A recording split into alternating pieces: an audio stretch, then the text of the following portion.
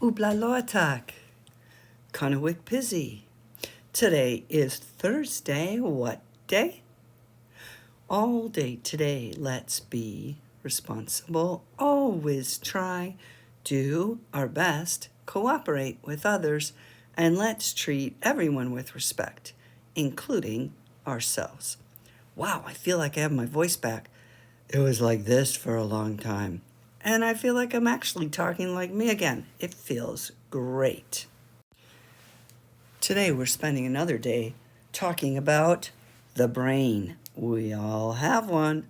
Where is it? Yep, right up here inside our head. And we'll be talking especially today about the amygdala. So the first question I have about the amygdala is, say what? Amygdala? I mean, take a look at the word. Amygdala? Who the heck named something the amygdala? So, I had to find out why they named it the amygdala. Guess what? The amygdala is about the size and shape of an almond. And the Greek word for almond sounds kind of like amygdala. So I guess that's why we got what we got, right? So let's check this out. Is it really kind of like an almond? So here's some almonds. Okay, let's move this over here and pull in our brain picture. Well, what do you think? I guess, yeah, it's kind of true.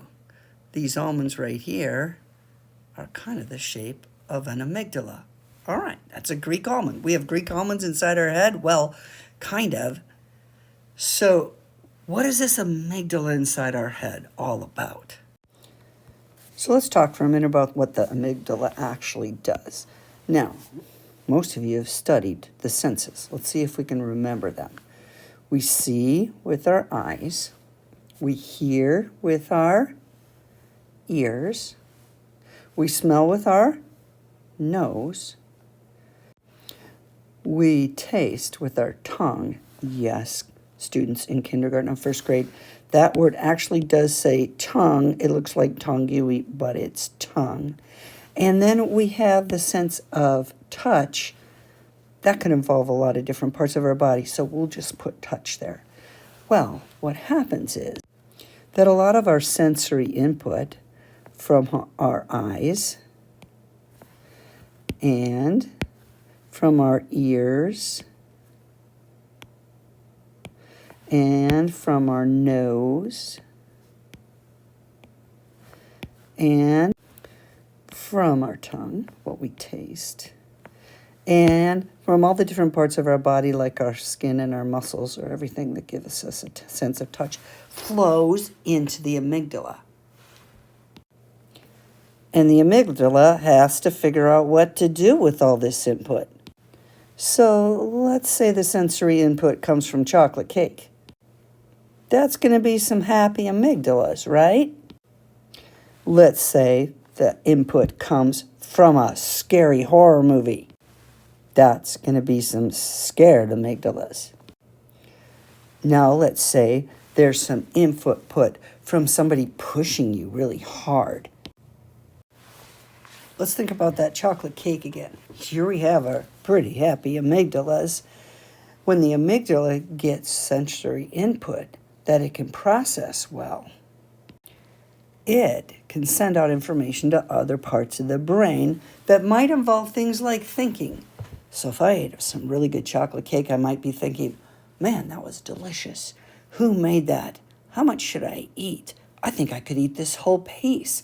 Ooh, I like this creamy part. Oh, this is so yummy. I want the recipe, right?